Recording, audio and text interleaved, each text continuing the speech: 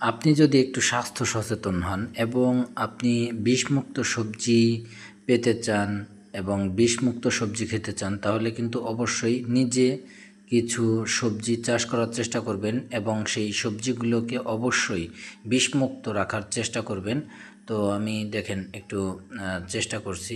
দেখেন এখানে আমার সবজিগুলো পোকা ধরেছে, তো এই জন্য চেষ্টা করছি এখানে সবজিগুলোতে যেন পোকার আক্রমণ না হয় এবং পোকাগুলো যেন ধ্বংস হয়ে যায়, এবং একই সাথে যেন আমার সবজিগুলো বিষাক্ত না হয়, বা আমি যেন সবজিগুলোতে যেন বিষ প্রয়োগ করতে না হয়, আমি সেই ব্যবস্থাটাই করছি এখানে। তো এখানে আমি একটুই লিওর ঝুলিয়ে দিলাম। তো এই পাশে আরও একটি লিওর ঝুলিয়ে দেব। তো যেহেতু হঠাৎ করেই পোকার আক্রমণ অনেক বেশি বেড়ে গিয়েছে, তো সেই জন্য বোতল ছাড়াই আমি এই লিওরগুলো স্থাপন করে দিলাম। তো পরবর্তীতে অবশ্যই এখানে বোতল দিয়ে দেব।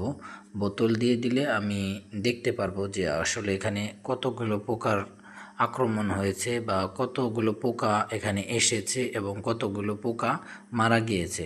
তো এই যে এই জৈব বালাইনাশকের মাধ্যমেই কিন্তু আমরা চাইলেই বিষমুক্ত সবজি পেতে পারি। অবশ্যই আমরা জৈব বালাইনাশক ব্যবহার করব, জৈব কীটনাশক ব্যবহার করব, আর নিজে একদম নিজে টাটকা এবং বিষমুক্ত সবজি চাষ করে খাওয়ার চেষ্টা করব। তাহলে কিন্তু এটা আমাদের স্বাস্থ্যের জন্য ভালো হবে।